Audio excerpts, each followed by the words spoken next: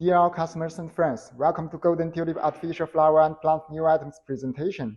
Today we'd like to show you a new range of Dahlia. We just finished and developed. It's a kind of Dahlia arrangement. The flower had artificial dried twigs branches.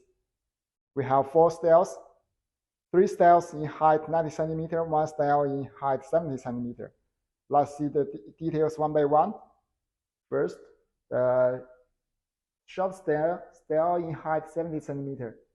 Let's see, it's with 1 flower head and dried branches. And the other 3 styles in height 90 centimeter. This one with 2 flower head, and the other one with 3 flower head, and the longest one with 3 flower head.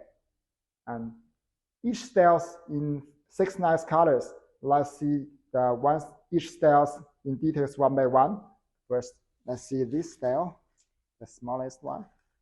You see very natural branches, twigs. Looks like the real one, but they are artificial. The other one, 2 flower head, 1 big flower head, 1 small flower head. Also natural twigs tied together.